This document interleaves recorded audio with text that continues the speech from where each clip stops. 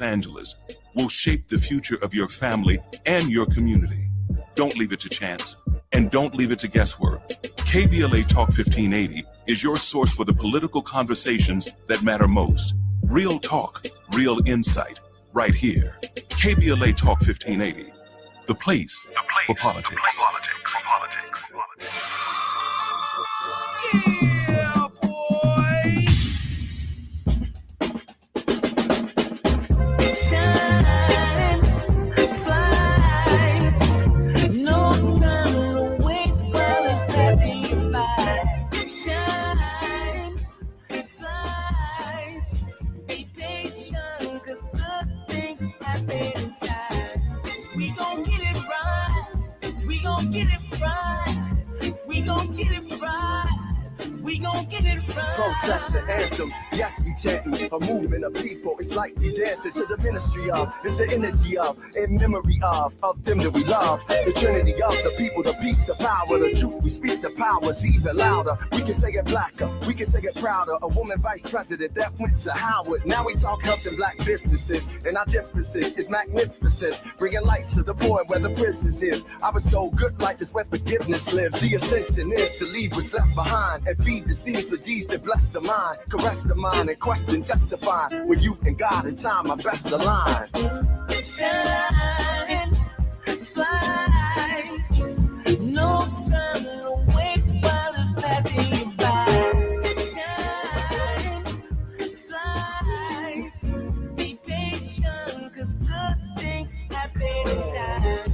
We gon' get it right, we gon' get it right, we gon' get it right, we gon' get it right. How can I be a better father, son, a better grandson, honoring Fannie Lou's and the Fred Hamptons, the Harriets, the chariots that carry us to various areas that marry us to progress. Yeah, we the harvest, the lovely days at midnight marauders, even through charges and days of darkness. No, we in the hands of the greatest artists. I see it in the waters, I see it in our daughters. They can be bridges that know no borders. For so long, them folk try to ignore us. When we got the ballot boxes to vote for us. Peace to Stacey and the people of Georgia, who galvanize so that we can move forward. Steps are ordered with the presence of mind. Everything's more beautiful in time. Shine, flies, no time to waste while it's passing you by. Shine, flies, be patient, 'cause good things happen in time. We gon' get it right, we gon' get it right, we gon' get it right, we gon' get it right.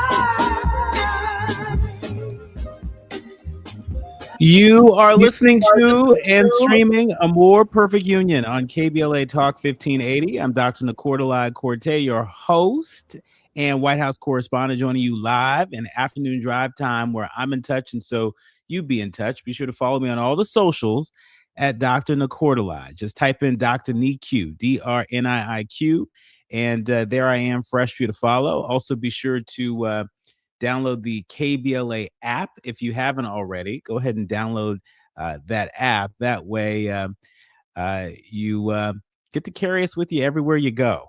Last but not least, subscribe to A More Perfect Union podcast. That way you won't miss some of our most memorable episodes. Now, I'm here to say welcome to the ride home, family.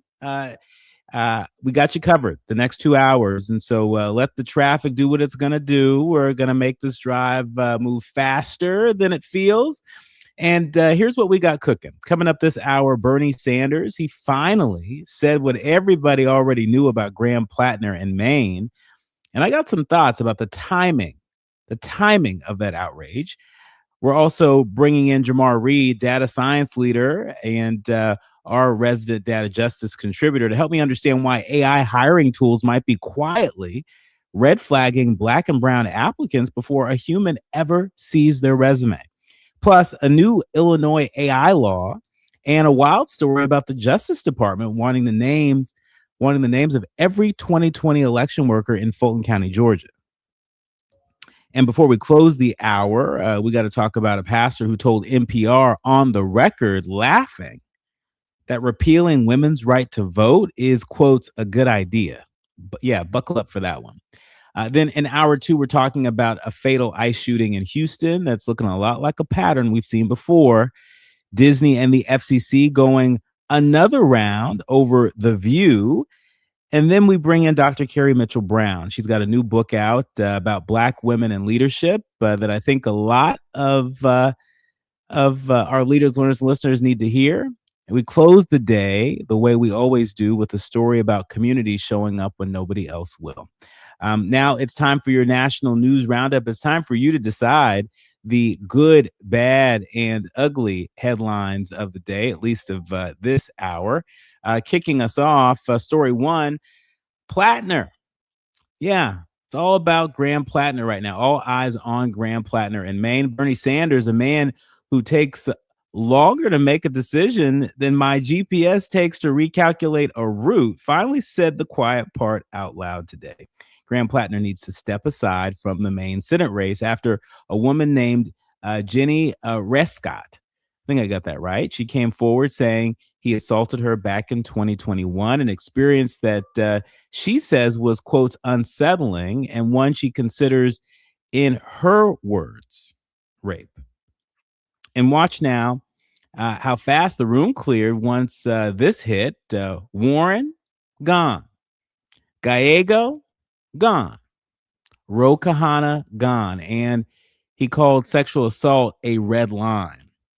The DSCC pulled the funding entirely. And here's my problem. I want y'all to really sit with this one. The outrage isn't the problem.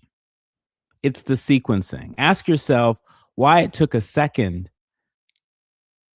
more serious allegations for the floodgates to open.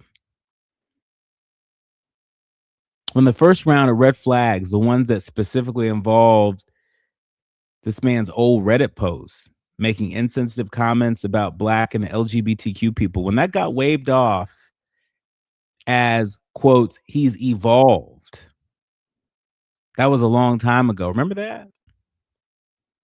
We don't get to pick which harm counts as disqualifying and which harm is just a lot to unpack.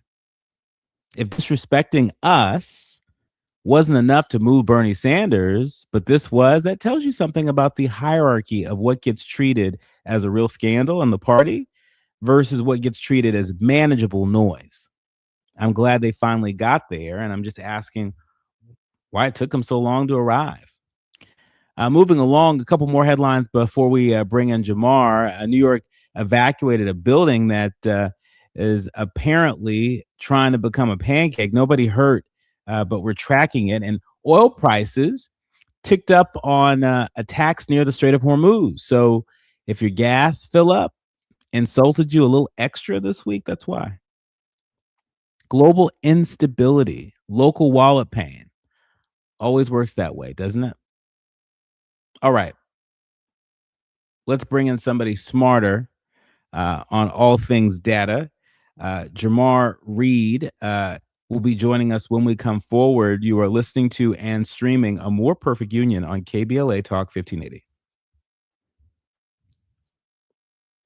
You're listening to A More Perfect Union on KBLA Talk 1580. We've got a lot to talk about. Carpal tunnel syndrome, heart failure that doesn't improve with common medicines. These are some signs and symptoms associated with ATTR-CM, or the cardiomyopathy of ATTR amyloidosis, a serious heart condition with symptoms that get worse over time. Amvuttra, vutrisiran, is a prescription medicine given by a healthcare provider that treats ATTR-CM in adults to reduce heart-related death, hospital stays, and urgent visits. In a clinical study, Amvuttra was proven to help people live longer and have fewer heart-related hospital stays and urgent visits over 3 years compared to placebo. Amvuttra lowers the amount of vitamin A in your blood, which can affect vision. Other side effects include pain in the arms or legs, pain in the joints, and shortness of breath. These are not all the possible side effects of Amvuttra. For prescribing information, call 1-833-256-2748 or learn more at amvuttra.com. Ask your doctor about Amvuttra for ATTR-CM. KBLA Talk 1580. We've got a lot to talk about. KBLA Talk 1580, connecting you with services and solutions. At the heart of the Al Wooten Center's mission for good citizenship and academic excellence is a desire to ensure that every student avoids the kind of lifestyle and overcomes the kinds of challenges that led to the murder of Al Wooten Jr. In 1990, founder Myrtle Fay Rumpf opened the center in honor of her son's life. In 2026, they are serving more than 300 students in grades 3 through 12 annually online and on site at their youth center and other sites in the South LA area. The Al Wooten Jr. Youth Center takes a neighborhood approach to the revitalization and empowerment of a community in crisis. The Wooten Center provides free after-school and summer programs to help students in grades 3 through 12 attain grade-level proficiency and promotion, high school graduation, and college and career access and success. The Al Wooten Center focuses on academics, STEM, the arts, and so much more. Join them for an enriching experience that sparks creativity and nurtures young minds. Tap in at wootencenter.org. That's wootencenter.org. This is a community call to action from KBLA Talk 1580. This November, you'll decide who leads California. So shouldn't you hear directly from the people asking for your vote? Join us for California Voices, a political town hall and ballot forum, Saturday, October 3rd, 2026. Meet candidates running for governor, lieutenant governor, attorney general, and other major statewide and local offices, including mayor of Los Angeles, city attorney, and LA County sheriff. Get clear, nonpartisan breakdowns of the propositions on your November ballot, both sides, no spin. And ask your questions directly, in real conversation, face to face. California Voices is brought to you by KBLA Talk 1580 and the Empowerment Congress, giving you the information you need before you vote. Mark your calendar, Saturday, October 3rd, 2026, California Voices. Follow KBLA 1580 for details and download the KBLA 1580 app. Your vote, your voice. Be there. Hit me! National News The Consequence. Informed opinion. And analysis beyond the headlines. You're listening to A More Perfect Union on KBLA Talk 1580. You are listening to and streaming A More Perfect Union on KBLA Talk 1580. I'm Dr. Nii-Quartelai, and always a pleasure to welcome back Germar Reed. He is our regular data justice contributor. He's also a data science and analytics leader and founder of District Analyst LLC, always helping us to make it make sense when it comes to the world of data and justice. Welcome back to the show, Germar. Thanks for having me, Dr. Nee. Well, thank you for being here. So talking about making it make sense, there was an article in The Guardian talking about stymied data center projects that are threatening this global AI revolution. For folks who are less familiar, data center planning proposals are facing all kinds of hurdles, from securing energy supply to high construction costs. But the 2,000-acre Prince William Digital Gateway site in the U.S. State of Virginia had another problem: its proximity to a Civil War battlefield. The Gateway project is now in doubt after a local court ruling halted the project and a key backer pulled out. And one of hundreds of large-scale data center projects around the world that are in various states of development. This is an issue that's not going anywhere. Germar, The Guardian's reporting that the data center projects, the actual physical guts of the AI boom, are getting stymied. Permits, power grid capacity, community pushback. Is this a real speed bump for AI or just a scary headline? I think it's a speed bump in a good way. I mean, one of the things that as you see, we've been moving quickly to get these data centers up to start to use AI in our everyday lives. And I think that it's a good thing for us to pause and to ask the question, how does this affect those around us? How does this affect the folks that live in and around the areas that these data centers are being built?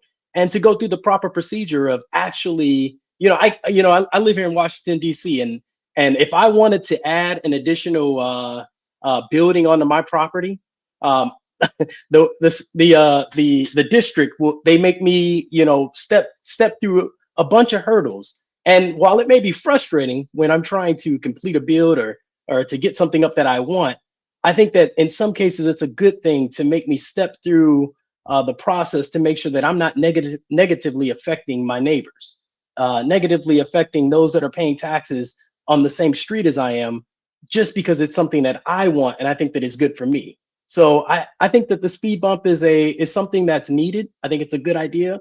And I mean, I gladly hope that those folks that represent us in local, state, and federal government are taking the time to make sure that it's not negatively affecting those that live inside their districts. Yeah. Yeah, I mean, it's also worth noting that, you know, these speed bumps, the slowing down of these AI data centers, construction of these AI data centers, that, you know, it's not happening by itself. There are folks in community who are organizing. And I think that's a narrative that we just don't hear enough about. You know, Yeah. for a number of folks, they see these headlines and they think it's David and Goliath. And they're like, the community has no chance. Right. They're no match, you know, to the money and the power and proximity to power that these tech companies have. But we're hearing in story after story, headline after headline, that community is fighting back and they are slowing this train down, are they not? They are. And I think, and again, I think it's a good thing. I think I'm not against technology. But I am for making sure that we make the right decision before just barreling ahead. And one thing about it, one thing that we've learned over the last couple of years is that, when decisions are made quickly and laws are changed quickly and rules are changed and manipulated quickly, and sometimes in the in the still of the night, we find out that there have been laws or names changed on buildings or institutions, and then we find ourselves in a difficult space trying to unwind some of these bad decisions. And so I'm absolutely not against the slowing down of incorporating technology into our daily lives. But I'm also not against incorporating that technology, but just doing it responsibly. Now, Germar, speaking of doing it responsibly, I mean, I've got to ask you, if it does slow down, who feels it first? Is it Silicon Valley's roadmap to riches, or is it neighborhoods that never wanted a power-hungry data center next door in the first place? I think it's equally felt. I mean, one thing is there's nothing like being comfortable in the space that you've chosen to make your home and your community, where your friends and family and those that you spend your time with around you are safe, and they have the things that they need, but they also are in a space where they're not being harmed. And as far as the tech giants out there, one thing that we find out about those coming out of Silicon Valley or everywhere, as these companies pop up, they have the ability to solve problems. That's one thing that they profess, and that's something that if you in conversations, they find ways to solve problems. And this is just putting these data centers in communities that where it's going to cause more harm. They just need to they have to find a way to solve that problem of getting the information that they need and the data that they need while not harming our neighbors. Well, speaking of harm, there is a lot of talk about the harm that AI is leading when it comes to hiring. Real AI hiring bias. Stanford University's Human-Centered Artificial Intelligence lab has been among the first to develop a large-scale study of hiring algorithms in the wild, finding concerning patterns to how systems reject candidates. They followed almost 3.5 million people who submitted for 4 million job applications. They submitted 4 million job applications to 1,700 job postings across 150 employers and 11 industry sectors. Each job application was assessed by an AI hiring tool built by a single third-party vendor. And this paper published by, again, Stanford University's Human-Centered Artificial Intelligence Lab, their paper offers really a rare look inside the black box of algorithmic hiring, showing that these tools increase racial bias and they shut the same people out of jobs everywhere they apply. Look, Stanford, they've got receipts. AI hiring tools are producing racial bias and systemic rejection. Break it down simply for us. How does a supposedly neutral algorithm, how does that end up filtering out Black and brown applicants before a human even looks? Right. So one of the things about these algorithms, they improve themselves. So they basically they use the data that's coming in, and they make improvements and make predictions about which groups of people, because that's what it's doing. It's grouping folks based on, hopefully on skill sets, but it starts to group and analyze the applicants as they come in. And that data feeds the algorithm. It feeds the machine learning process there. And as they start to make this, as the algorithm starts to make decisions around which folks fit best for certain jobs, in theory, it gets better and better at making selection. But in many cases, it's going to be pulling in more than just skill set data. It's going to be pulling in data like zip code. It's going to be pulling in data and something, and this is not new to us, pulling in names. And that data is going, and that algorithm is going to start to make decisions, and it's going to start to group folks. And it's binary, whether you're a good candidate for the role or a bad candidate for the role. And as it goes, it continues to feed on itself. And the last thing I'll call out, one thing, as I was trying to understand this process here, I think of it as, a few years back, and from time to time, I'll attend a club, in a city, and when I'm with my friends, we may go bar hopping, and it's like having a bouncer from the same third-party company working at each door. And if you've been excluded from the first bar, you're going to be excluded from the next three, because they have built up a profile. And that's the way I kind of see it. And I mean, it's definitely something that's concerning. So I'm glad that this study is in place. So lots of learnings from it. So Germar, is it actually harder to hold a company accountable now that they can just say, well, the AI decided, compared to when a biased human recruiter made the same call? I think initially, yes, because I think the answer is exactly what you said. We didn't make the call. We allowed the data and the algorithm to make the call about who would be the best fit for this role. But I think that one thing that we have, that we as folks that may be applying for these positions have going for us, is that data tells a story and it keeps record. And it's just a matter of making sure that, and a good company is going to make sure that if they're using a third party system to place candidates or to exclude candidates, that they're also using maybe a third party and maybe an internal party to audit those systems. And I think that's the good in that, is that in the past it may be, one's word against another, and unless you had documented, evidence, you had to come up with that in as far as for a court of law.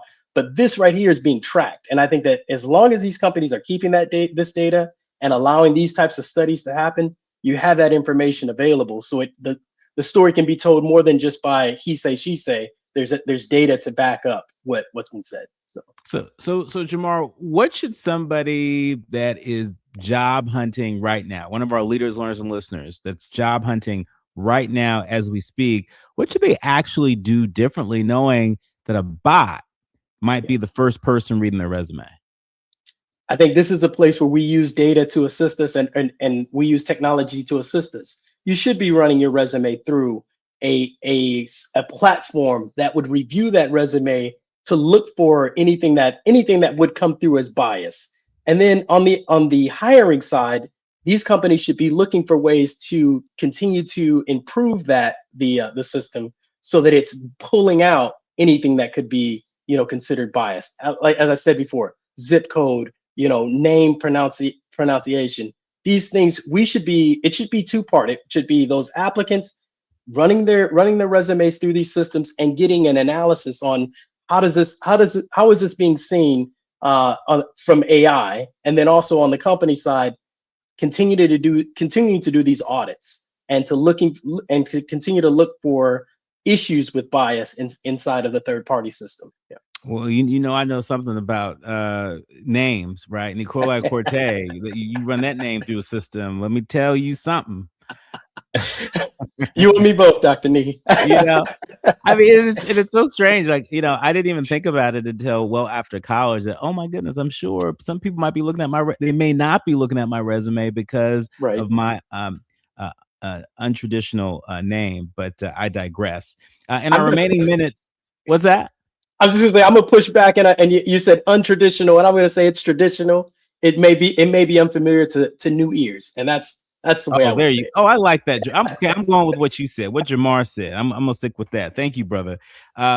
In our remaining minutes in this segment, Germar, I want to talk quickly about Governor Pritzker signing some landmark AI regulation that aims to mitigate risk. The Associated Press is reporting that Governor J.B. Pritzker, he signed the artificial intelligence legislation modeled after similar bills in California and New York, furthering a push for state-driven national framework in lieu of federal regulation. Germar, I've got to ask you, quick gut check. Is state by state patchwork, is it actually protecting people, or does it just let companies shop around for the weakest rules? I'd say that it's actually it's a de facto creating a de facto national standard, because what my understanding is that about 40% of the AI market sits within these 3 states. So by making these laws, putting these laws into place and creating these strict regulations, it's effectively kind of driving the decisions around the market. So I mean, I think that this is a strong start. I think that it'll continue to spread. One other thing also, looking into that bill, one thing that I love about the bill out of Illinois is that they're actually putting in an annual audit. It's different from California and New York, where I think New York is mandating a one-time audit, whereas Illinois they're auditing the data. So it's something that you and I talk about quite a bit, making sure that there's a third party reviewing what's there, not just trusting the companies to do what they say they're going to do. And I was just looking at it, look, the details matter. Senate Bill 315, which is also known as the Artificial Intelligence Safety Measures Act, it increases transparency and accountability requirements for the largest AI models, those that generate more than $500 million in annual revenue and are trained using massive computing power. When I saw that, I said, well, what if a big company says, okay, we're just going to break ourselves up into smaller parts so that we don't hit that $500 million threshold in annual revenue? That's a great point. And you know what? That's something that hopefully this is an iterative process where they look to see what companies are finding ways around the laws and making updates and adjustments in order to make sure that they're continuing to protect the citizens. Yeah. You are listening to and streaming A More Perfect Union on KBLA Talk 1580. More with our data justice contributor, Germar Reed. When we come forward, you're listening to and streaming A More Perfect Union on KBLA Talk 1580. The audience is listening. Thought-provoking, eye-opening, heart-rendering. This is where authentic voices meet powerful discussions on culture, community, and change. This is where Black voices matter. He's breaking boundaries, amplifying diverse perspectives, and tackling the issues that matter most to you. You're inside A More Perfect Union with Dr. Nii-Quartelai Cortez on KBLA Talk 1580. I'm Amber Payton with BIN News Now. A Washington, D.C. judge says accused January 6th pipe bomber Brian Cole Jr., who is Black, is not covered by President Trump's pardons for alleged Capitol rioters. Cole's lawyers argued the clemency should apply to him, but the judge rejected that, saying Cole had not been convicted when the pardon was issued. Los Angeles County will pay $3 million to settle a federal use of force lawsuit. J.C. Houston and Damon Barnes, who are both Black, accused sheriff's deputies of excessive force and false arrest after a 2023 incident outside of a Lancaster grocery store. And employees with the Los Angeles County Medical Examiner's Office are under investigation over possible leaks tied to the murder case involving Black singer David. NBC LA reports more than a dozen workers are being questioned as investigators look into whether graphic autopsy details were released before the report became public.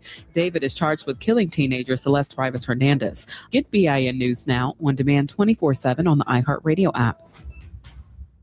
For victims of drunk and drug driving, our grief is unique. But you are not alone. You always have a place at MAD. Call our 24-hour victim helpline at 877-MAD-HELP or visit mad.org. This is the KBLA Sports Minute with Ray Richardson.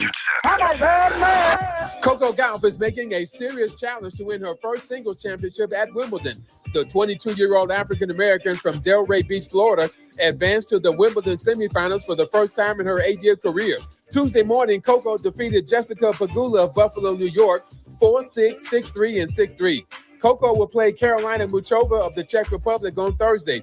A win Thursday moves Coco into the championship match on Saturday. The Wimbledon singles champ will earn $4.75 million. This is the sixth time Coco has played at Wimbledon. Before today's win, she had never gotten past the fourth round. The Dodgers are the first team in Major League Baseball to reach 60 wins. They beat Colorado Monday night 8-7. The Dodgers have the best record in baseball at 60-32. They take on Colorado again tonight at Dodger Stadium. No debates, no speculation, just the info you need. That's your KBLA Sports Minute. I'm Ray Richardson on KBLA Talk 1580. As the poet laureate of Harlem, Langston Hughes, once said, I too sing America. I am the darker brother. They send me to eat in the kitchen when company comes, but I laugh and eat well and grow strong. Tomorrow, I'll sit at the table when company comes. Nobody dare say to me, eat in the kitchen then. Besides, they'll see how beautiful I am and be ashamed. I too am America. KBLA Talk 1580 and the Inner City Youth Orchestra of Los Angeles invite you to attend the 18th season finale concert, I Too Sing America, honoring the 250th anniversary of the United States of America, this Sunday, July 12, 3 p.m. at the Walt Disney Concert Hall.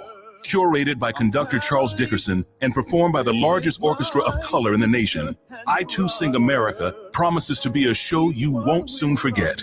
This Sunday, July 12, 3 p.m. at the Walt Disney Concert Hall in downtown Los Angeles. Purchase tickets at icyola.org or from the Music Center box office at musiccenter.org. I too sing America. Let's do this. Los Angeles is listening, and finally, Los Angeles is being heard. This is KBLA Talk 1580.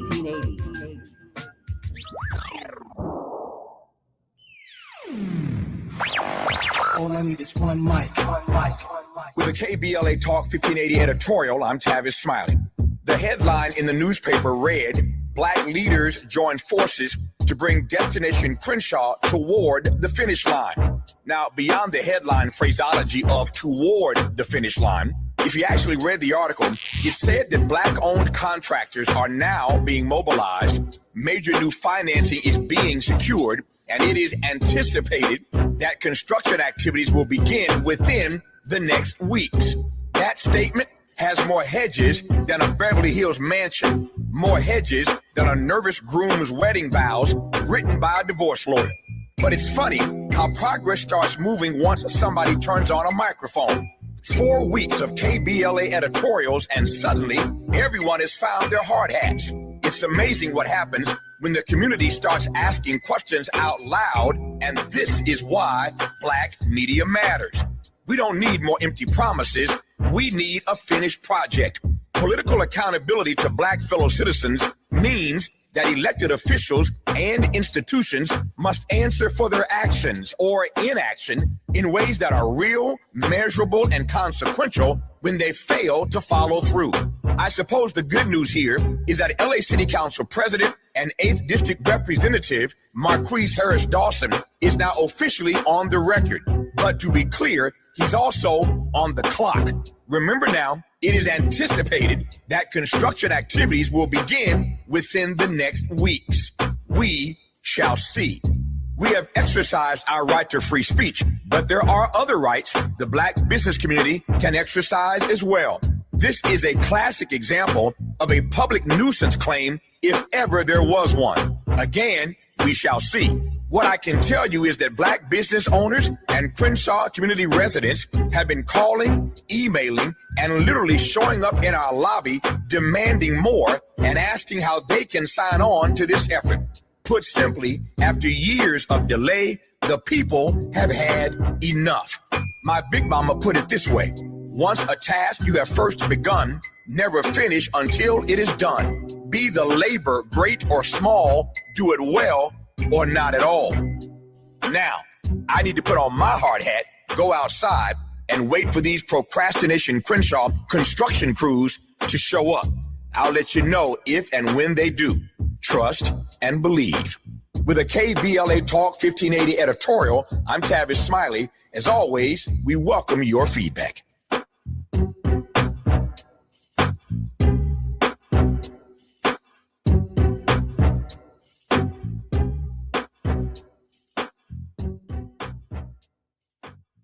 Now back to building a more perfect union on KBLA Talk 1580. You are listening to and streaming A More Perfect Union on KBLA Talk 1580. I'm Dr. Nii-Quartelai Corte, and always delighted to be in conversation with Germar Reed.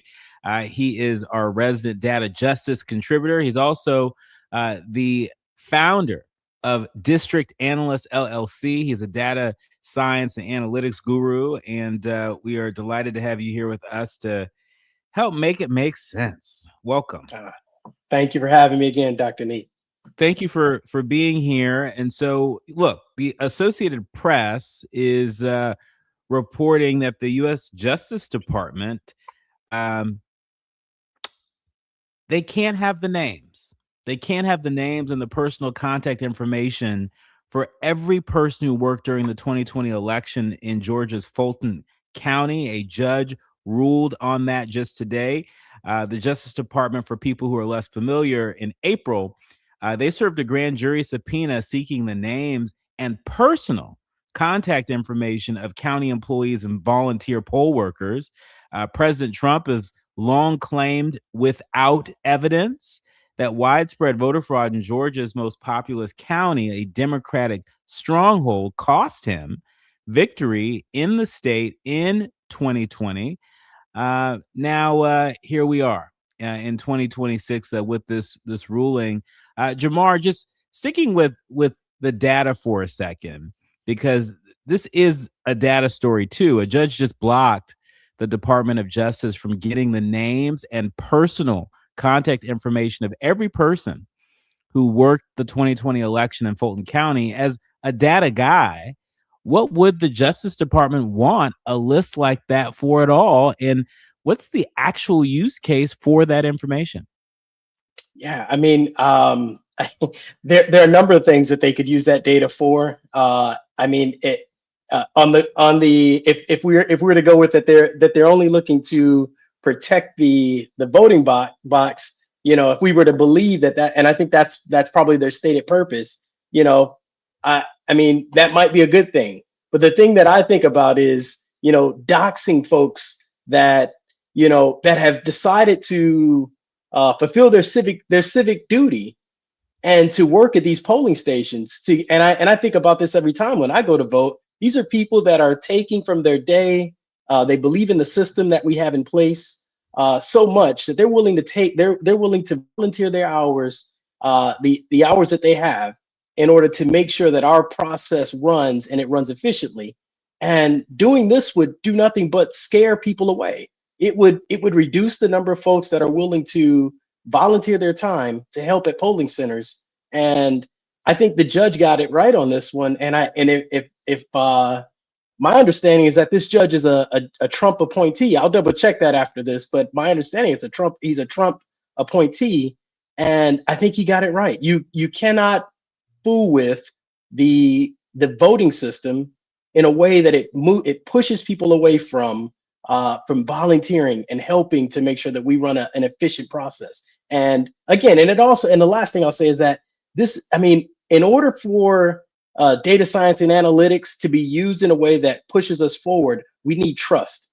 And this right here, this would erode the trust that people have in making their information available, you know, for civic duty like this. So, yeah. So Germar, just to put a finer point on this, if this judge had ruled differently, would a fight like this make you think twice before signing up to work the polls the next election cycle? Should it make anybody think twice about working the polls if, in fact, their personal identifiable information was surrendered to the U.S. Department of Justice?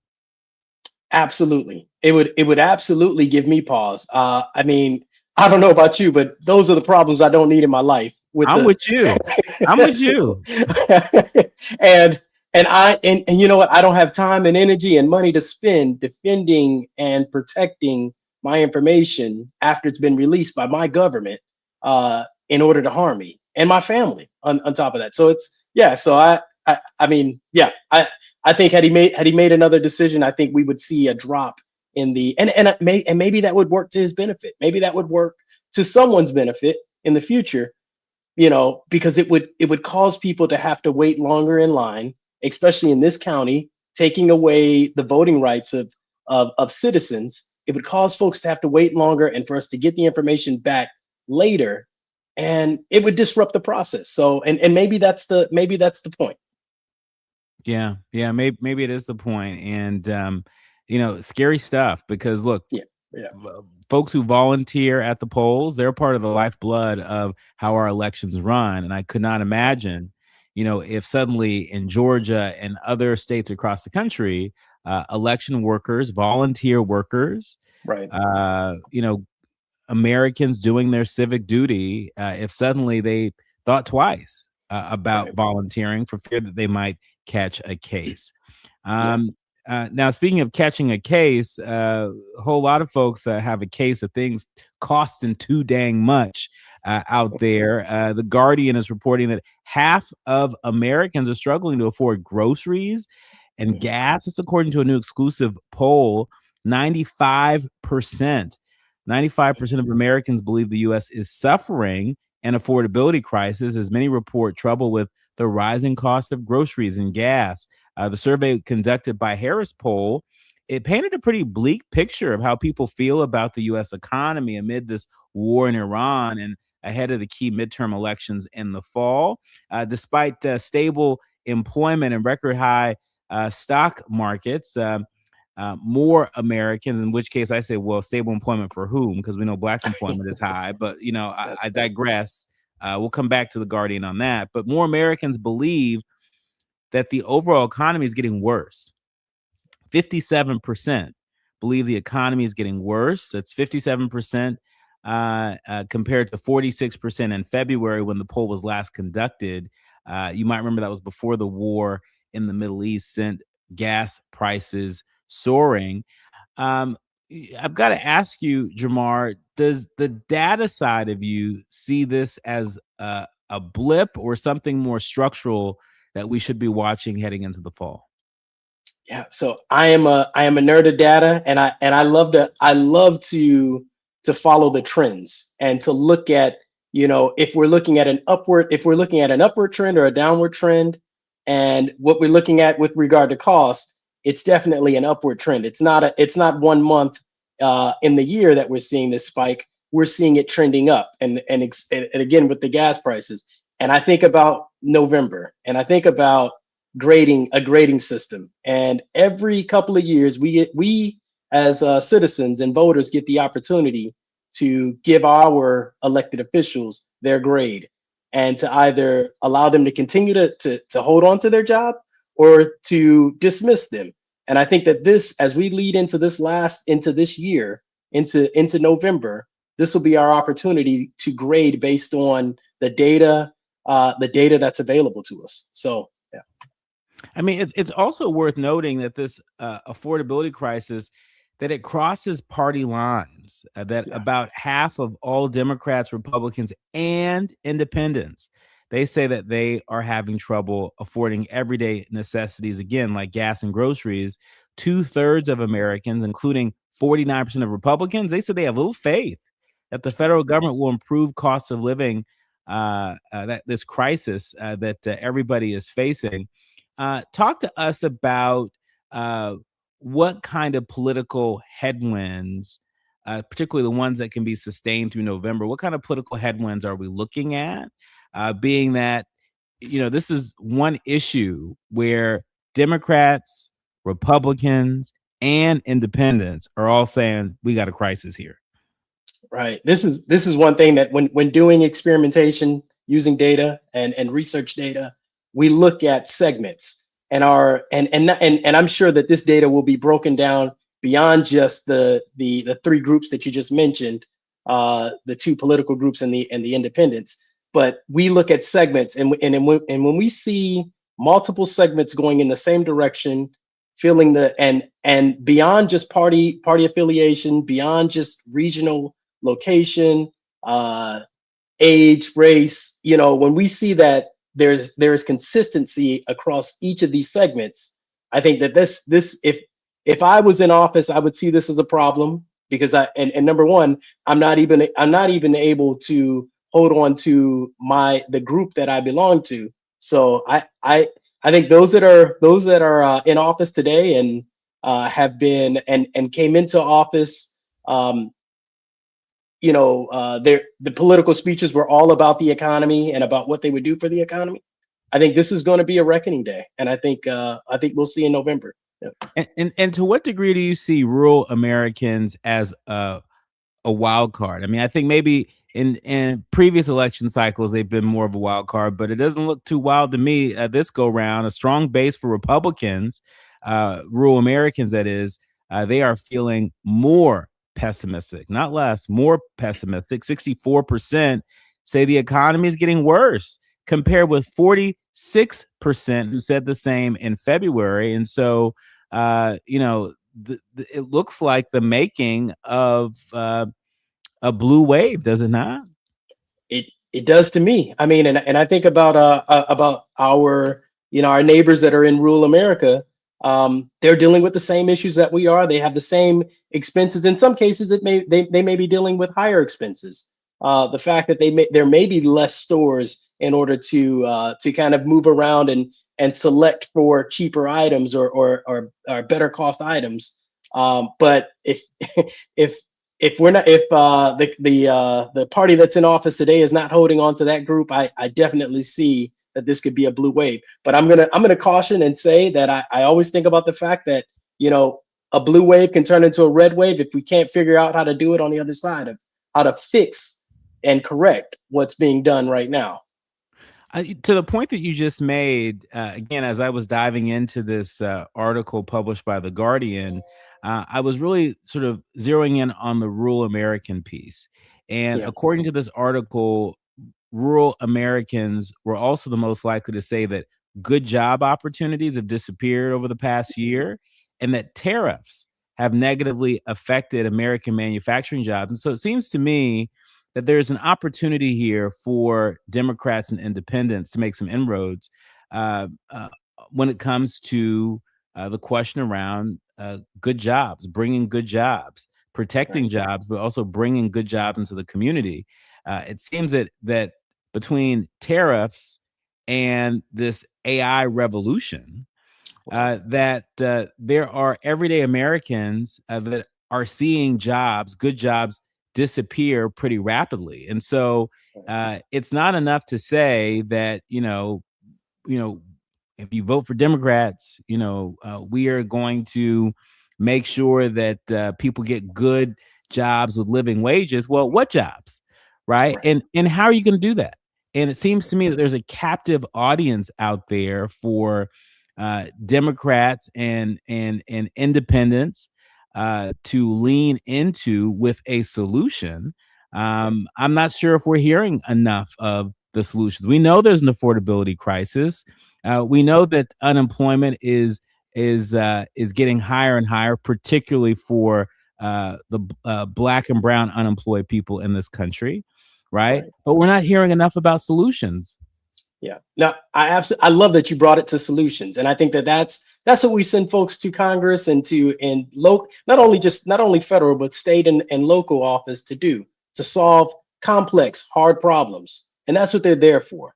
And I think that one thing that we learned, in the past election, in the past elections, is that you can't just talk about what the other party has done wrong. You have to come to the table and say, hey, we're going in the wrong direction, and I think that we need to go in this direction, and here's why, and this is what it solves. And I think about the fact that you talked about the data centers. those data centers, and the way when they pitch the data centers, they talk about all the jobs that they will create.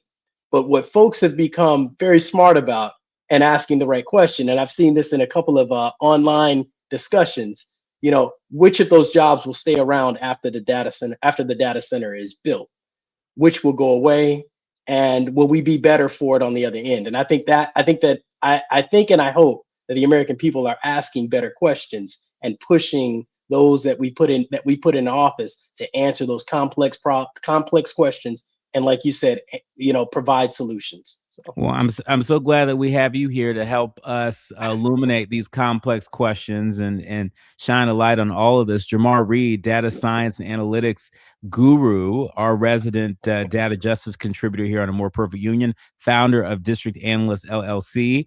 Many thanks to you for riding with us today. Where can people go to tap into your work?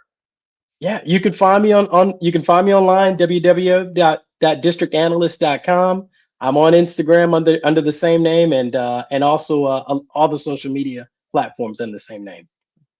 When we come forward, it's time for the quiet part out loud. I'll give you a little spoiler alert. Gen Z has a problem. We'll tell you all about it when we come forward. You're listening to and streaming A More Perfect Union on KBLA Talk 1580. Thank you, Germar. Striving to make America a nation as good as its promise. This is A More Perfect Union on KBLA Talk 1580. We've got a lot to talk about. Listen up, KBLA delegation. We have something you need to hear. Right now, you may qualify for low-cost home internet. And we're not talking about a catch. This is real. Many internet service providers offer low-cost internet plans if anyone in your household is enrolled in CalFresh, Medi-Cal, SSI, or is income eligible. There are a lot of families in our community who deserve to be connected. Here's all you do. Call 844-461-7893. That's the Get Connected call center. Real people ready to help you enroll today. Or go online to internetforallnow.org to find a provider near you. You may also qualify for a low-cost computer through Human IT. Connectivity is not a luxury. In 2026, it's a necessity, and you deserve access just like everybody else. Call 844-461-7893. That's 844-461-7893. KBLA's got you. If you missed any of this, you can always go to our website at kbla1580.com. Brought to you by KBLA Talk 1580 in partnership with the California Emerging Technology Fund, CETF. And the match is about to begin. Most of the team is out with COVID-19, so there'll be some substitutes tonight. What's this? We have an unexpected guest on the field. It's a dog. Well, they could do with extra players. She's going for the ball. Our front paws, hands or feet. Soccer season is full of surprises, and COVID-19 could be one of them. If you test positive, prescription medications may help. Ask your doctor if they're right for you. Learn more at PfizerForAll.com. Sponsored by Pfizer. This is the story of the one who keeps multiple buildings running smoothly day after day. Plumbing that flows, HVAC that hums, cleaning supplies that keep surfaces sparkling. That's why she counts on Grainger. With easy reordering online and 24/7 support, Grainger helps her keep the products she needs on hand. So shelves stay stocked and buildings stay ready. Call 1-800-GRAINGER, click Grainger.com, or just stop by. Grainger, for the ones who get it done.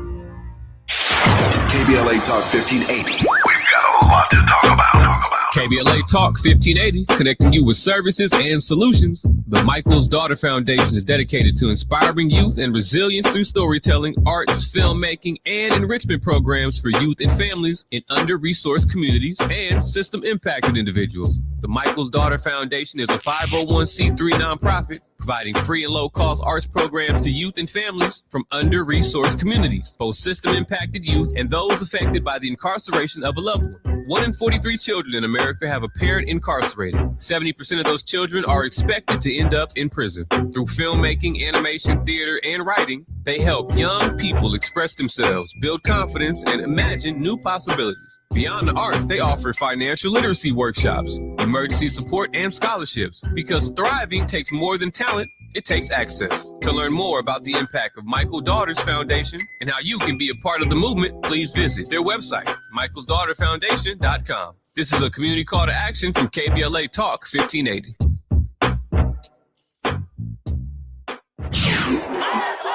We face tragedy, but we don't fall into We continue our work to build a more perfect union. You are listening to and streaming A More Perfect Union on KBLA Talk 1580. It's time for the quiet part out loud. All right. We earned a laugh today, and Gen Z is bringing it whether they meant it or not. So here's the situation. Gen Z is out here booking these group trips to places like Tulum in Miami, wherever the group chat decided was the moment. Somebody put it all on their card, like a good somebody puts all things on their card, right? Real talk. Good friends do that all the time. But then the money just doesn't come back.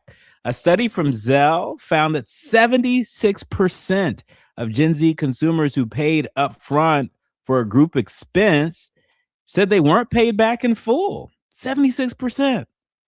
That's not my one flaky friend. That's basically the whole friend group. And it's not pocket change either. Nearly 4 in 10 Gen Z respondents said that they spend more than $2,500 per person during major group events or trips. And almost half of Gen Zers who owe money say the total exceeds $1,000. That's not you owe me for the Uber. That's a car note. For some people, that's rent. So naturally, this is doing exactly what you think it's doing to these friendships. In total, 69% of Gen Z say problems around paying money back have affected a relationship. And 14% actually ended a friendship over it. Somebody lost a whole friend over a Cancun Airbnb split 4 ways. And so, look, I get what's happening. Venmo and Zelle, they made borrowing frictionless. A text, a tap, done. But the same convenience is exactly the problem. Back in the day, if you wanted to borrow money from a friend, you had to look them in the eye and ask. And there was shame attached, accountability. Now you just send a request and let the app do the awkward part for you, except the app can't make somebody actually pay you back. Venmo will happily remind you a request is pending for 6 months straight. It's not a debt collector. It's just a very polite piece of guilt sitting in your notifications. But here's what's really going on underneath the group chat drama. This generation is dealing with real financial pressure, rent and student loans, and a job market that isn't exactly rolling out the red carpet. 44% of Gen Z says a group text is literally the scariest message they can receive. And 61% say friends push them beyond their actual budget, just trying to keep up. Add in the pressure to look like you're living your best life online, and you get people getting into debt just to not seem broke in front of their friends. So my advice for whoever's group chat is planning the next trip, don't front money you can't survive losing. Set the split before you book, not after you land. And if your friend forgot to Venmo you back for 3 months, baby, that's not forgetfulness, that's information.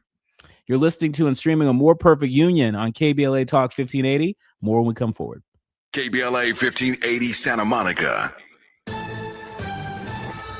I'm Amber Payton with BIN News Now. A Washington, D.C. judge says accused January 6th pipe bomber Brian Cole Jr., who is black, is not covered by President Trump's pardons for alleged Capitol rioters. Cole's lawyers argued the clemency should apply to him, but the judge rejected that, saying Cole had not been convicted when the pardon was issued. Los Angeles County will pay $3 million to settle a federal use of force lawsuit. J.C. Houston and Damon Barnes, who are both black, accused sheriff's deputies of excessive force and false arrest after a 2023 incident outside of a Lancaster grocery store. And employees with the Los Angeles County Medical Examiner's Office are under investigation over possible leaks tied to the murder case involving black singer David. NBC LA reports more than a dozen workers are being questioned as investigators look into whether graphic autopsy details were released before the report became public. David is charged with killing teenager Celeste Rivas Hernandez. Get BIN News Now on demand 24/7 on the iHeartRadio app. The Crohn's and Colitis Foundation has been at the forefront of inflammatory bowel disease research and care for over 50 years. Learn more about research, education, and support at Crohn'sColidusFoundation.org. Is this the This is the KBLA Sports Minute with Ray Richardson. Coco Gauff is making a serious challenge to win her first singles championship at Wimbledon. The 22-year-old African-American from Delray Beach, Florida, advanced to the Wimbledon semifinals for the first time in her 8-year career. Tuesday morning, Coco defeated Jessica Pegula of Buffalo, New York, 4-6, 6-3, and 6-3. Coco will play Carolina Muchova of the Czech Republic on Thursday. A win Thursday moves Coco into the championship match on Saturday. The Wimbledon singles champ will earn $4.75 million. This is the sixth time Coco has played at Wimbledon. Before today's win, she had never gotten past the fourth round. The Dodgers are the first team in Major League Baseball to reach 60 wins. They beat Colorado Monday night 8-7. The Dodgers have the best record in baseball at 60-32. They take on Colorado again tonight at Dodger Stadium. No debates, no speculation, just the info you need. That's your KBLA Sports Minute. I'm Ray Richardson on KBLA Talk 1580. Let's do this. We're heading into one of the most important election seasons in a generation. And with so much on the line, your healthcare, your economy, your neighborhood, you deserve more than sound bites. You deserve the full story. KBLA Talk 1580 is your trusted voice for political coverage, commentary, and conversation. From local races to national headlines, we bring you the insight and perspective you need to make sense of it all and make your voice heard. Between now and November, a lot will happen. A lot will change. But one thing won't. KBLA Talk 1580 will be right here, keeping you informed, keeping you engaged, and keeping it real. KBLA Talk 1580. The place for politics.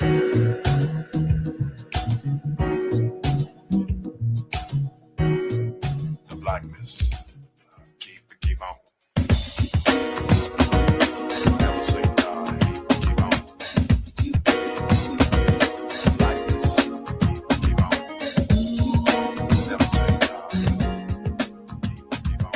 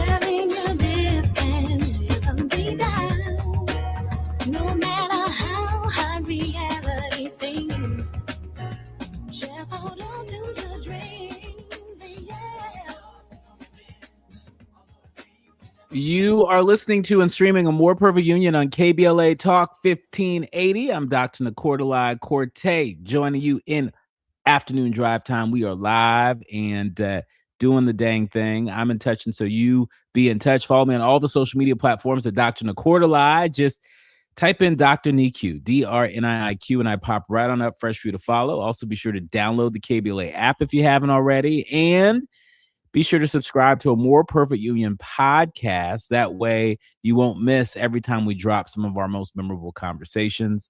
If all you got time for is just our interviews with some pretty incredible leaders on the front lines, and you want to make sure you subscribe to A More Perfect Union podcast powered by KBLA. That way you won't miss anything. Welcome to hour 2 of our show. Let's keep this thing moving.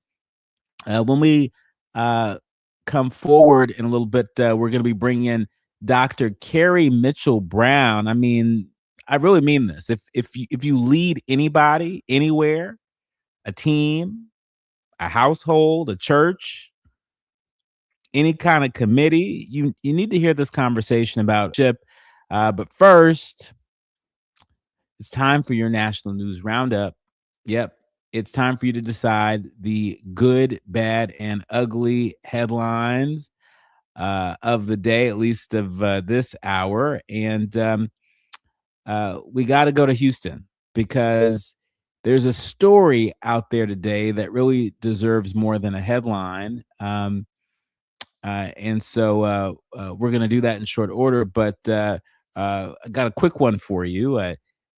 Disney's ABC is back at it with the FCC defending The View again. At some point, this stops being a story about broadcast regulation, and it starts being a story about which women get allowed to have opinions on live television without a federal agency getting involved.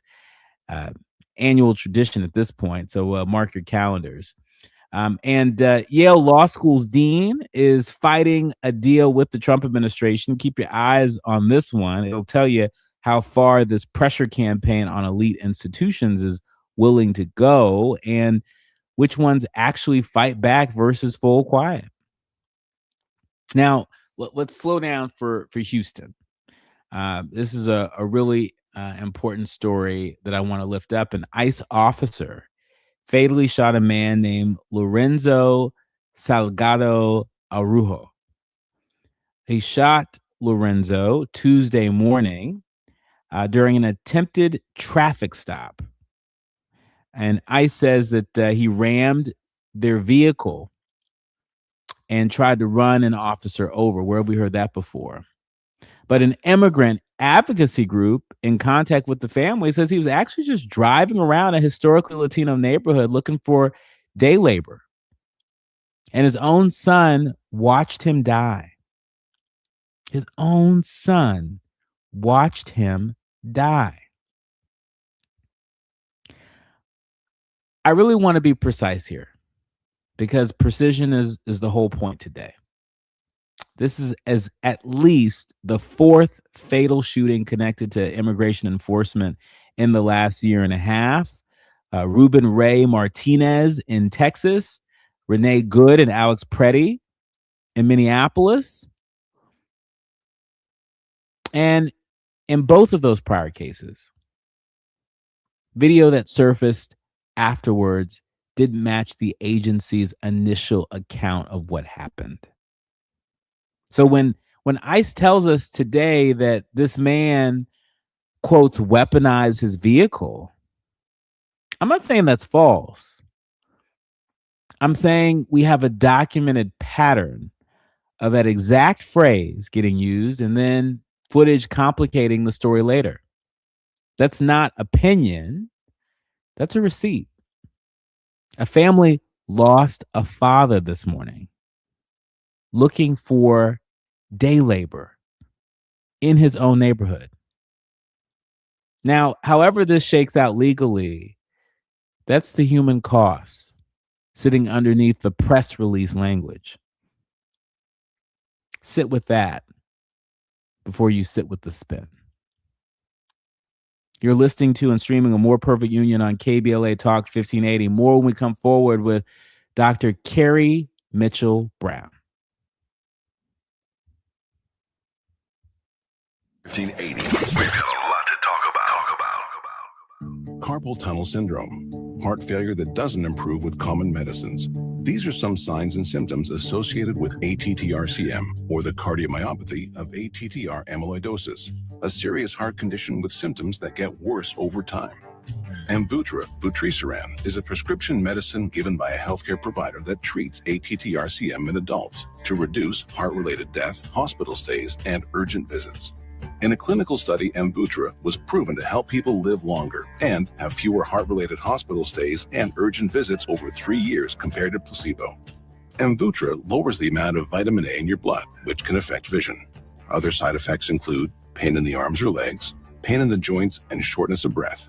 These are not all the possible side effects of Amvuttra. For prescribing information, call 1-833-256-2748 or learn more at amvuttra.com. Ask your doctor about Amvuttra for ATTR-CM. KBLA Talk 1580. We've got a lot to talk about.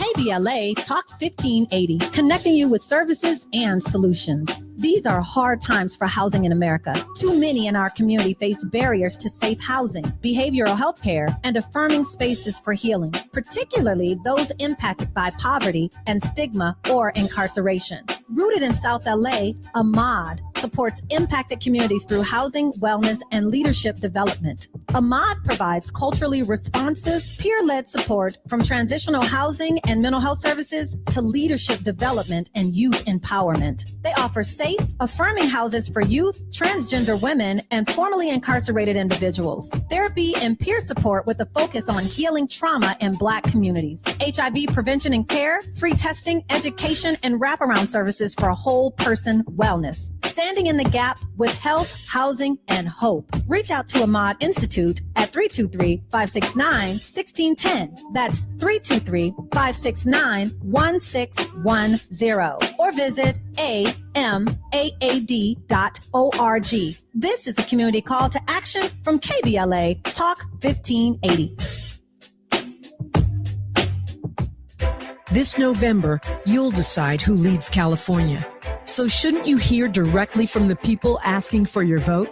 Join us for California Voices, a political town hall and ballot forum, Saturday, October 3rd, 2026. Meet candidates running for governor, lieutenant governor, attorney general, and other major statewide and local offices, including mayor of Los Angeles, city attorney, and LA County sheriff. Get clear, nonpartisan breakdowns of the propositions on your November ballot, both sides, no spin. And ask your questions directly, in real conversation, face to face. California Voices is brought to you by KBLA Talk 1580 and the Empowerment Congress, giving you the information you need before you vote. Mark your calendar, Saturday, October 3rd, 2026, California Voices. Follow KBLA 1580 for details and download the KBLA 1580 app. Your vote, your voice. Be there. We have no permanent friends or permanent enemies. Only permanent interests as we effort to build a more perfect union. You are listening to and streaming A More Perfect Union on KBLA Talk 1580. I'm Dr. Nii-Quartelai, and this next conversation is exactly the fuel we need after the last block of the show. Dr. Kerry Mitchell Brown, executive leadership strategist, host of the Revolutionary Leadership podcast, and author of the forthcoming Revolutionary Leadership, a Power Playbook for Black women. Dr. Brown, welcome to A More Perfect Union. Thank you. It's great to be here. Well, it's great to have you here, and I'm sure so many of our leaders, learners, and listeners are going to enjoy what you have to say. Your book, it doesn't ask if Black women are ready to lead. It actually insists that Black women have always led. Where does that instinct to seek permission even come from, and how do we unlearn that? Oh my gosh. Yes. We are not waiting to be validated. We are the validators. And oftentimes there are things that, force us to forget that or ask us to rethink it. The leadership that Black women have built inside of systems that never designed for us.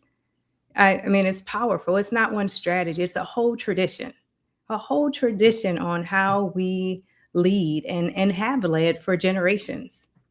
Yeah. And talk to us about, your origin story. What made you set your sights, on wanting to learn more about the revolutionary leadership of Black women, in an effort to, not just develop this book, this Power Playbook, but to develop, your podcast and to serve in executive leadership roles? What was it about the revolutionary leadership of Black women that made you want to make that your focus of expertise? Well, I mean, I grew up in Omaha, Nebraska, right where Malcolm X and just so many other people, and it was this core Warren Buffett. So Malcolm X and Warren Buffett, imagine that. right? Whoa. Those are those are your two leaders. On one hand, it says that anything is possible, and another hand, it's like you're going to have to fight for it if you want it, right? And so, I mean, I had this desire to be in the C-suite from earlier on in high school. Warren Buffett was our mentor for our Future Business Leader of America's program. Right. And so when you have these aspirations, but then when you're confronted with, oh, this is not for you, I mean, it creates a curiosity and a desire for investigation. You know, there was a time where I was in the back of a conference room and consultants were in selling care and community as future leadership. And I'm like, what? I've watched Black women lead this way my entire life. And, you know, people were writing it down as if this was something new. So I was really interested in, you know, what was underneath all of that. I mean, I think that's incredible. And I think so many of our leaders, learners, and listeners can relate to that.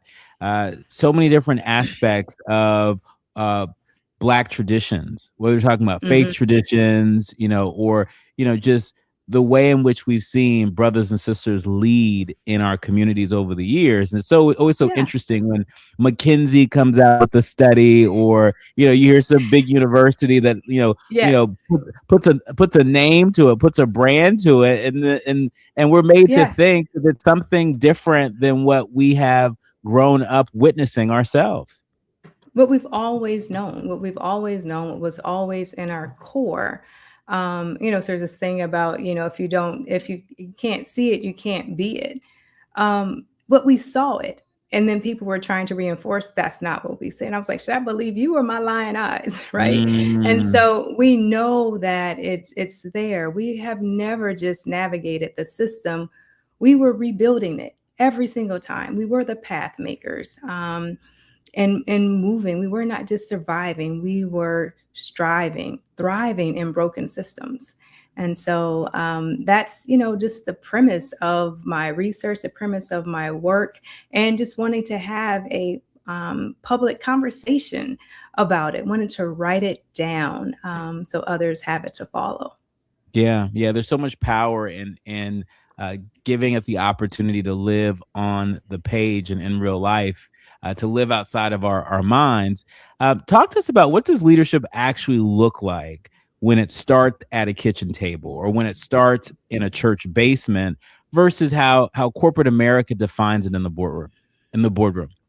Yeah, I mean, so this is very interesting.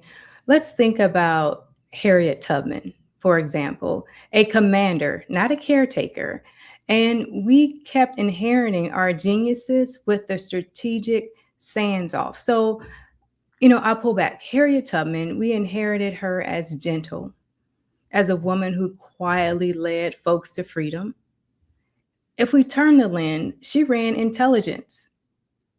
She read terrain, weather, patrols, and timed everything against people hunting for her for money. I mean, they were hunting her down. Right? So 19 missions in a hostile territory. Everyone is home, right? And if we connect her now, every woman who built a back channel, every woman who built a network, a way into the front door was locked. And we're still running the same play, but we don't think about it like that. We don't lift it up as leadership, you know, as genius. And so that's what has me really excited, to just reimagine the things that we have been told and just sort of claim it back. It's and documented and you know, what's repeatable? Let's do it. I mean, speaking of claiming it, you talk about owning your narrative instead of waiting on institutional validation. I mean, that's really a strong through line in your book. What does that look like in practice for women that are climbing the ladder right now today? Well, I would say what it looks like in practice is, you know, thinking about the things that are broken, right? Again, not just surviving, not just climbing, just rebuilding a new road through it. And so doors won't open. We've experienced that time and time again. she knocks and, cuts away at a new door, right? So maybe it's not a door, maybe it's a window, but then leaves it open behind her, right? And so that's really the center of the book. And a woman is shut out of golf games, starts breakfast, and opens it up to everyone, not just the people at the top, not just the people that, she knows. And years later, the company, she saves the company and she's a VP, right? We don't hear about those stories, right? We hear about, how hard it is for Black women. And it is hard, but it's hard because we're thriving, right? And the goalpost continues to move. So that has me pumped just to, be, just to hold that analysis and, help to chart a new way. Yeah. I mean, I think your research, this book is really hitting at a time where, we're seeing a lot of people have to really sort of dig into their imagination. Yes. Really having to pivot, really feeling shut out of industry altogether, and having to create that business, in order to continue to grow professionally, in order to take care of their families. For the purpose of your research, have you talked to women, who are in that space? I understand folks who are navigating corporate America, but for, the Black women entrepreneurs out there, Absolutely. that weren't planning the pivot, but as a matter of survival have to. Yeah. Talk to us about what you've heard from them. Yeah. So entrepreneurs were a part of my research as well. I am an entrepreneur.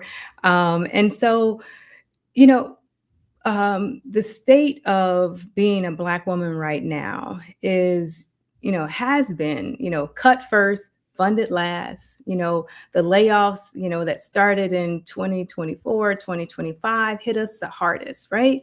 Programs were built for us back in 2020 when everybody was really excited about seeing Black women thrive. They have been quietly defunded. And we watched the most prepared women in the country meet a door that would not open, And so there's something about being shut out and the innovation that is created when you need to do something, right? So it's like the same pattern, the largest possible stage. And, they want leadership. They need our labor, our brilliance, and they can't discard the builders. And so it's just a lot of contradiction. And so Black women are the largest growing segment in entrepreneurship. They have been for over a decade, right? So it is not new. And we're adapting. And we are moving, and like they say, create a way out of no way. We sure know that. I mean, as you say that, I'm thinking about the women in my family and the women in my orbit who are on brand with that, making a way out of no way. Absolutely. Given everything that's happening politically just this year alone, you talked about 2020, you talked about 2025. I mean, it's 2026, July 2026, and it feels like in these past 7 months, almost 7 months, it feels like we've lived 7 years. Yes, like dog years, right? Right. Especially considering not just the DEI rollbacks, but a number of our civil rights being eroded. Talk to us about what courageous leadership demands of Black women specifically right now, because there's some people that say, we should be demanding a damn thing from Black women in this moment. But you talk about courageous leadership in your book. What does that demand? It just demands, staying steady, right? The environments are always going to be there to try to remind us that who matters and who does not. We have to cut it off. We have to not listen, right? It is hard. It's been hard these last, 7 months. Like you said, it feels like dog years. And we have been through harder things. We have been through tougher things, and we still rise in our genius. And we have to remind each other of that as well. We have to continue to support one another. We have to move in a way that we're just not thinking about it like, what is in it for me? Because that's not, the people in which we come, right? We're solving for the people who are most impacted because we know it benefits everyone. And so continuing to hold on to that, continuing to move through that, continuing to invest in yourself, right? Now, this is a time where, we sort of paused and said, hey, we can't continue to give without getting anything back. So thinking about how we are refilling ourselves, how we are reinvesting, in ourselves, not just by circumstance, but really as a strategic choice, building that infrastructure that is required for us to be our best, even when people are not ready for us to be. Yeah, and speaking of building that infrastructure, I just want to zero in on the human infrastructure because as you were talking, I couldn't help but think about solidarity with Black women. And your book obviously is speaking directly to Black women, but we know that there is a role that Black men, that Black families, that people of conscience play in supporting Black women. And so, what's your message, to folks who might be re-examining their solidarity politic in this moment? Yeah, I mean, one, it's just like solidarity, not the surface level solidarity, like we are in it together, and then go back and live your lives as if it doesn't, as it doesn't matter, right? And so really this book serves three purposes. One, it's a power playbook for Black women, right? And a redesign manual for organizations. And it's a record of our leadership traditions. Like many people don't know our leadership traditions. Again, Harriet Tubman, a mother figure, not a badass. And we know that she was, right? And so, there's just a lot of things that people, can do. So we're not talking to the people who are, right there with us, changing those systems as we lead to ensure that once we crack the door open, that or kick the door open, they're not closing it back. Once we shatter the ceiling, we leave it shattered, not trying to repair it. You are listening to and streaming A More Perfect Union on KBLA Talk 1580. More when we come forward with Dr. Kerry Mitchell Brown. She is the author of the forthcoming book, Revolutionary Leadership, a Power Playbook for Black women. She's also host of the Revolutionary Leadership podcast and an executive leadership strategist. More with her when we come forward right here on KBLA Talk 1580. The audience is listening. Okay, eye-opening, heart-rendering. This is where authentic voices meet powerful discussions on culture, community, and change. This is where Black voices matter. He's breaking boundaries, amplifying diverse perspectives, and tackling the issues that matter most to you. You're inside A More Perfect Union with Dr. Nii-Quartelai on KBLA Talk 1580. I'm Amber Payton with BIN News Now. The NAACP is investing $20 million on midterm elections, more than any other election in history, to fight voter suppression and boost Black voter turnout ahead of the midterms. The campaign will target 6.5 million Black voters across 33 congressional districts in 14 states, following recent court decisions weakening the Voting Rights Act and eliminating majority Black districts in states like Tennessee and Louisiana. President Trump says the flagrant foul against Indiana Fever guard Caitlin Clark last month was a, quote, pretty bad event, end quote. He referenced the June 24th incident involving Phoenix Mercury forward Alyssa Thomas, who was Black, who was suspended one game after making contact with Clark's throat. And former Tallahassee Mayor Andrew Gillum, who is Black, is facing new charges after being arrested last week in Alabama. Jail records show he was booked on drug and paraphernalia charges before being released the next day. Get BIN News Now on demand 24/7 on the iHeartRadio app. Got issues with youth or high school sports? Positive Coaching Alliance can help. PCA, a national nonprofit, offers more than 1,000 free online resources for youth and high school sports coaches, parents, students, and administrators. Visit PCADevZone.org. This is the KBLA Sports Minute with Ray Richardson. Coco Gauff is making a serious challenge to win her first singles championship at Wimbledon. The 22-year-old African-American from Delray Beach, Florida, advanced to the Wimbledon semifinals for the first time in her 8-year career. Tuesday morning, Coco defeated Jessica Pegula of Buffalo, New York, 4-6, 6-3, and 6-3. Coco will play Carolina Muchova of the Czech Republic on Thursday. A win Thursday moves Coco into the championship match on Saturday. The Wimbledon singles champ will earn $4.75 million. This is the sixth time Coco has played at Wimbledon. Before today's win, she had never gotten past the fourth round. The Dodgers are the first team in Major League Baseball to reach 60 wins. They beat Colorado Monday night 8-7. The Dodgers have the best record in baseball at 60-32. They take on Colorado again tonight at Dodger Stadium. No debates, no speculation, just the info you need. That's your KBLA Sports Minute. I'm Ray Richardson on KBLA Talk 1580. As the poet laureate of Harlem, Langston Hughes, once said, I too sing America. I am the darker brother. They send me to eat in the kitchen when company comes, but I laugh and eat well and grow strong. Tomorrow, I'll sit at the table when company comes. Nobody dare say to me, eat in the kitchen then. Besides, they'll see how beautiful I am and be ashamed. I too am America. KBLA Talk 1580 and the Inner City Youth Orchestra of Los Angeles invite you to attend the 18th season finale concert, I Too Sing America, honoring the 250th anniversary of the United States of America, this Sunday, July 12, 3 p.m. at the Walt Disney Concert Hall. Curated by conductor Charles Dickerson and performed by the largest orchestra of color in the nation, I Too Sing America promises to be a show you won't soon forget.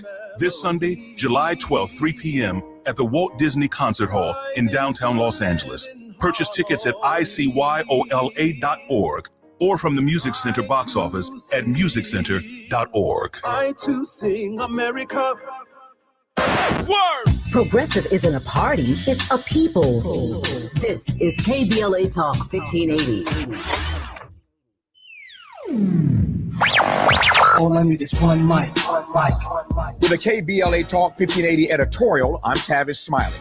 Let's get something straight, shall we? Holding a black elected official accountable is not the same as having a personal beef with them. That distinction matters, and too often it gets blurred, sometimes on purpose, I think. The minute someone raises a real concern about outcomes, about votes, about spending priorities, about broken promises, it gets reframed as an attack, as disrespect, as tearing down our own. We need to stop that, y'all. That framing does a disservice to the very communities these leaders represent.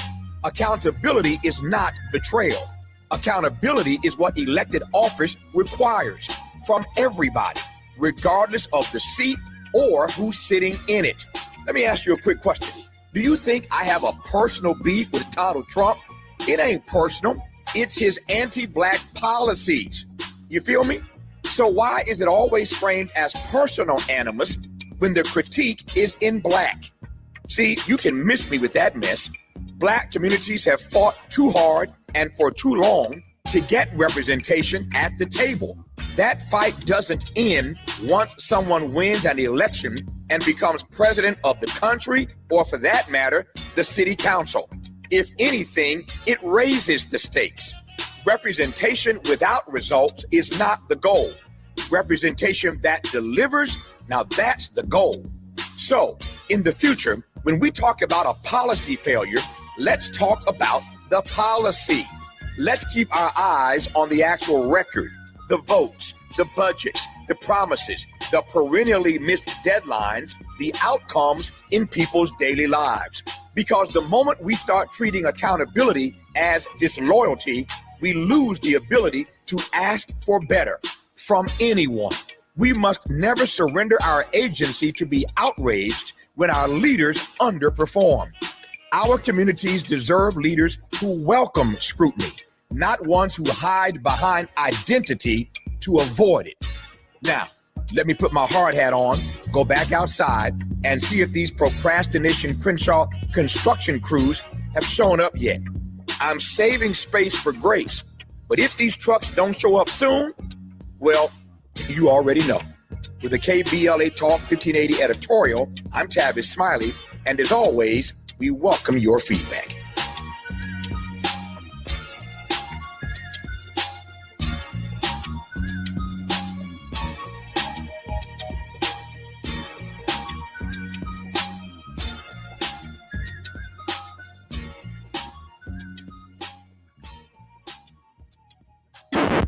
National News The Consequence. Informed opinion. And analysis beyond the headlines. You're listening to A More Perfect Union on KBLA Talk 1580. You are listening to and streaming A More Perfect Union on KBLA Talk 1580. I'm Dr. Nii-Quartelai, and I've really been enjoying this conversation with Dr. Kerry Mitchell Brown. She's an executive leadership strategist, host of the Revolutionary Leadership podcast, and she's also author of the forthcoming book. It's called Revolutionary Leadership, a Power Playbook for Black Women.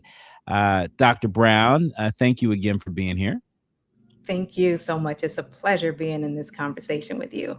Yeah. Well, so I'm thinking about our leaders, learners, and listeners who are riding along with us in afternoon drive time at the moment, and particularly for the young women like my nieces. Mm-hmm. Who are listening right now, who may be the only one in the room. What's one lesson from the book that my nieces and your nieces and somebody's nieces out there can use today? Yeah, I mean, I talk to a lot of these young women. My daughter is a young woman as well, just sort of navigating the thing that I do remind them consistently is that we don't rise alone, that you rise connected. So even if you are the only one in the room, you have to build webs. So the women who thrive, they built webs, not ladders, right? And so just thinking and practicing, and, a lot of young women now, they've grown up where it was just like, individual. I was the best at everything. And, I was the top of my class and very individualistic leadership. But that's not, how things work. It will become very, very lonely and isolating, and it's not liberating. Right. And so just thinking through, how do you build your web?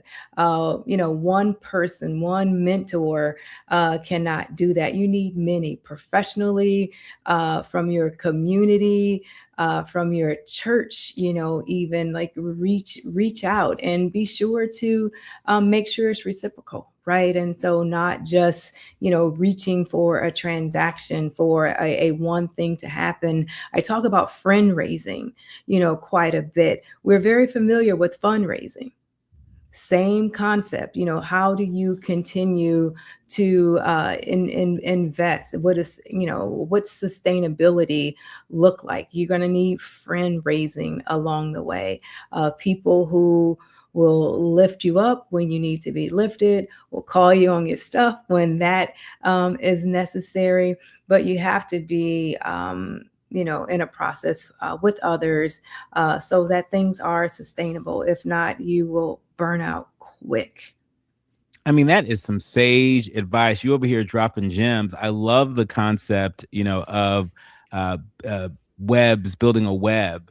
And not so much ladders, because webs are more sustainable, to say the least. And I absolutely love, the idea of us,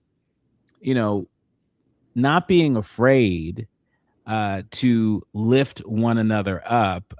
Look, I got plenty of friends, ain't got no problem calling me, raising money for this and that, and this and that. Yes. But it is a total different proposition when it's just about lifting one another up. Mm-hmm. And, at a time like this, where we need more radical imagination, where we need more courage, we need to be lifting up those friends that are demonstrating that and more. Just as a follow-up, I'm wondering, what distinction would you make based on your research in terms of how Black women lead versus how Black men lead? Here's the thing. I use a very group specific application because Black women are amazing enough that we don't have to be compared to anyone, right? And again, if we are the benchmark, yeah, there's a lot of analysis that I would do in the book that would say, well, this is not built for us. Like these things happen, but we don't have that access. But I really don't compare Black women to anyone else. I take your point there. Uh-huh. But I'm not the first person to say or to observe that there are some Black women that, in terms of their leadership, people will attribute that to a more masculine presenting style of leadership. Yes. Versus what people sort of think of as a more sort of feminine, softer style of leadership. I want to give you an opportunity to sort that out for our leaders, learners, and listeners. Yeah, because there was a leadership model, right, that said that these are the things that you do or that you should do without women in, without Black women in mind. And when, Black women would say, be very sure, be very clear and assertive, there are other things that come along with describing, who she is. And when there was care, when Black women did bring care, did bring humanity, did bring curiosity, it was dismissed as soft skills, right? And the interesting thing now is that's what we are teaching the men that we held up that, was the foundation, of our leader, or at least, who people had in mind on what leadership should be. And so, yes, absolutely. There is, there is a difference in, the way they say that we lead between men and women and, across the racial divide as well. And there's no one model for sure, because that one model that we have been given in schools, in, companies, development, programs, we have the research that it doesn't work for us. And the research, the evidence is in when we think about how many women are leading at the top of institutions, how many women are leading countries, especially ours in America. I mean, we just recently, went through that. They want the leadership we built, and they discard the builders, and that's a contradiction in full. Yeah. If you could hand every Fortune 500 CEO one page of this book, which page would you hand them, and why that one? There's a chapter on measuring, right, and the measuring leadership, or measuring leadership in a way that measures the way that most people sort of show up. One of my new findings in the book is that we're done measuring leadership by how much it costs us to survive. Right. So they're saying, well, this person puts in so many hours, and, they do, long, road trips. They have this massive amounts of work and accountability. But sustainability is not sacrifice. That's one of my newest findings in the book. And it's a shift. The work-life alignment, ranked among the strongest predictors of whether these women counted themselves successful, not higher than a title, not higher than promotion, and community connection ranked right behind it. And so there's a lot of, research and analysis in the book on, what's required for leading, and also making this assertion that what organizations need now, we have already built and have been practicing it for generations. Dr. Brown, I've got to ask you, what's a piece of revolutionary leadership that you had to learn the hard way that you wish somebody else had told you a little bit earlier? Being, one of only in many rooms, you have the potential to be set up or trapped in this scapegoat or the savior, right? And so just learning, over time that I can create another option, and that's redesign. And that's, the beginning of my organizational transformation work. And so, I think that is pretty powerful because we're still in situations where we're one of only or one of a few. And I'm just really excited about the analysis run. And even I talk about it on my podcast. That was the first episode. It's the revolutionary part is avoiding the trap and creating something different. Yeah. I love that. I think there's a clip that's gone viral of Oprah Winfrey at the Cannes Lion festival in France, where I guess she was asked a question during an interview about imposter syndrome, right? And I think imposter syndrome. I think it's a strange. I understand what it is. A little strange to me, right? But Oprah was sort of leaning into that question, and she might have surprised some folks saying that she's never suffered imposter syndrome because she never had this idea that she didn't belong there.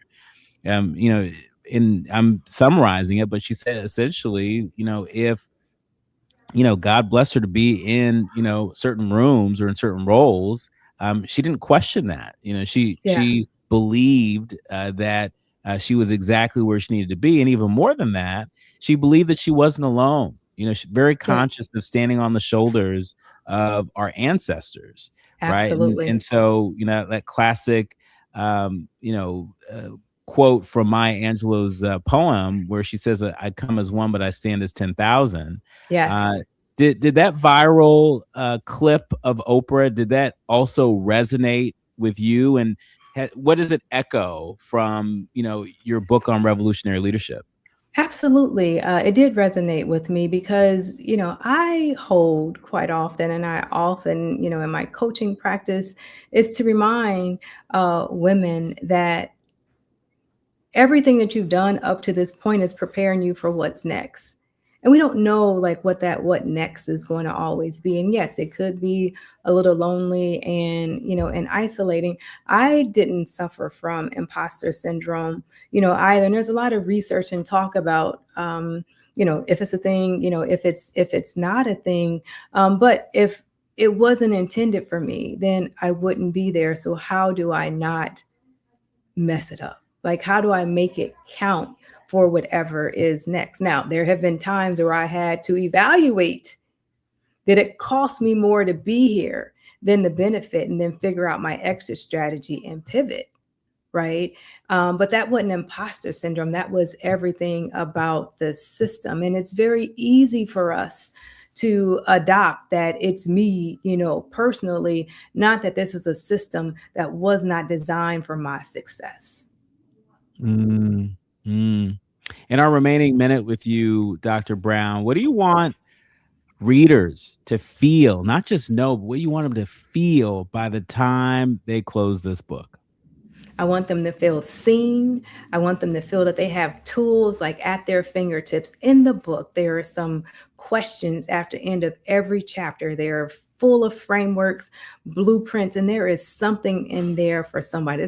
There's more than just something. There's a lot in there for anyone who wants to dig in, whether you're a Black woman leader or, you are changing the conditions for Black women to lead without exhausting and costing more than we're receiving. It really sounds like this book is so incredibly timely. I mean, here we are sitting at basically the 50-yard line in the year 2026.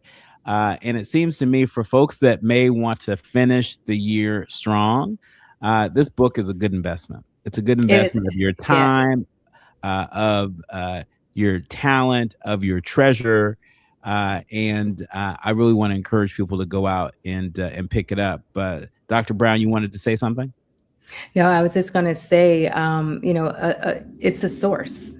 people can learn from this source, and we're always looking for ways to lead, and that's why, it travels.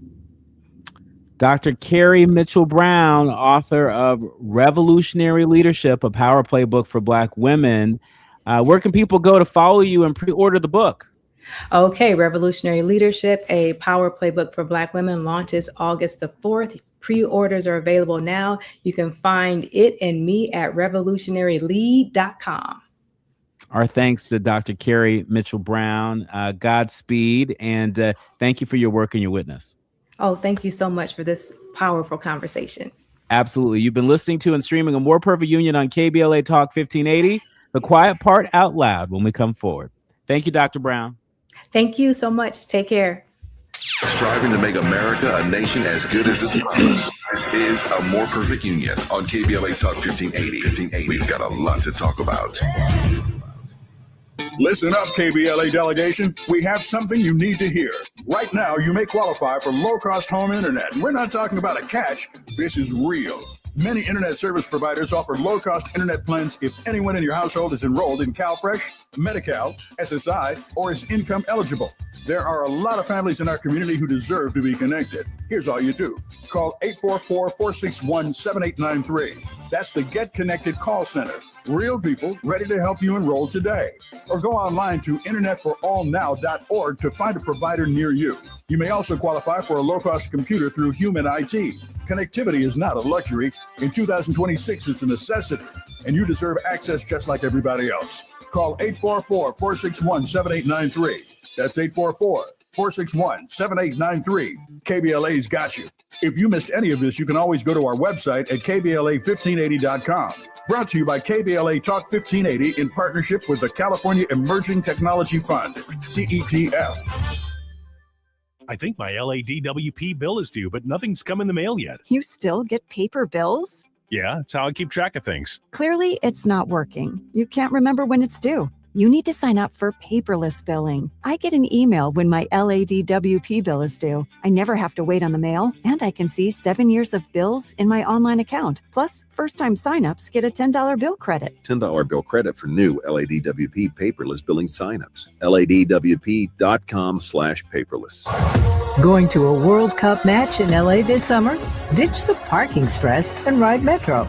With direct service from across LA County, it's the easy way to get there for just $1.75 each way. You have something to say, and we want to hear it. KBLA Talk 1580 is engagement radio, not outrage radio. A place where your hopes, your frustrations, and your ideas are welcome 24 hours a day, 7 days a week. Real talk, real people, real Los Angeles. KBLA Talk 1580, the station that sounds like the city looks. Tune in on your AM radio dial at 1580. Download our free KBLA 1580 app or listen live on our website at kbla1580.com. Unapologetically progressive.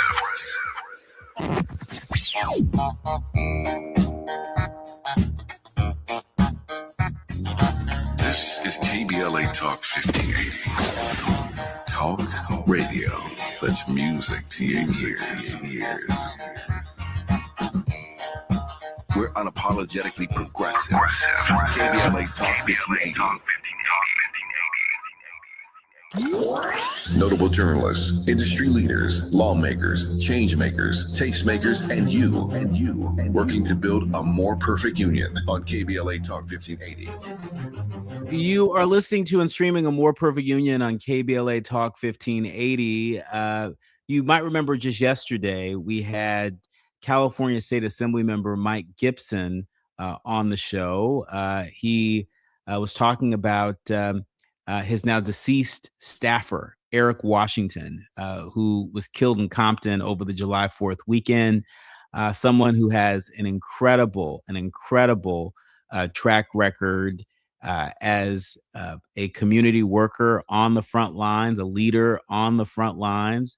So many folks that are mourning the loss of Eric Washington, not just folks in the office of State Assembly member Mike Gibson, but there were a number of electeds he worked for. I think I saw City Council member Joe Buscaino put up an Instagram post referencing his experiences with Eric Washington.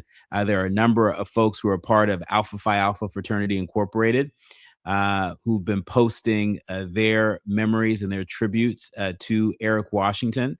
You might remember that Assemblymember Gibson mentioned there was an organizing effort afoot for a march that's coming up. And when we learn more about that, we will absolutely let you know. But for now, we turn our sights to just another heartbreaking story, this one coming out of Mississippi. We're going to close today the way that we should always close, with community, because that's the through line underneath everything that we've talked about. Doug Wilson wants to shrink who gets a voice. ICE is out here making split-second decisions that end lives, and half of Americans can't afford groceries. It's a lot to carry on one drive home. And then look at this. A GoFundMe for Nolan Wells. It hits 6 figures overnight. Tributes pouring in from everywhere. That's the story underneath every other story today. When the system fails us, when the institutions don't show up, and when the powerful, when they get to decide who counts and who doesn't, I want to remind folks that we have never once waited for permission to take care of each other. Not during slavery, not during Jim Crow, not during redlining, and not today. On a random Tuesday in July, when a family needed help and the internet showed up before the government ever would. That's not new. That's not a trend. That's tradition. That's us. And wherever you're headed on your afternoon drive right now, call somebody. Check on somebody. Be somebody's 6-figure GoFundMe today in whatever currency you've got. Time, money, a phone call goes a long way. And that's all we have here today on this show. I want to thank the village that helps us produce this show each and every day. Our executive producer, Tavis Smiley, our sound engineer, Brother Andy, to our show producers, Art Sears and Faraji Muhammad, and of course, each and every one of you, all of our leaders, learners, and listeners. We curate the show every day, sometimes up to the minute. Brother Andy will tell you, sometimes up to the minute, because we work for you. And we're going to keep it that way. Until next time, do what you can from where you are with what you have, but by all means, do something. I'm Dr. Nii-Quartelai. You've been listening to and streaming A More Perfect Union on KBLA Talk 1580.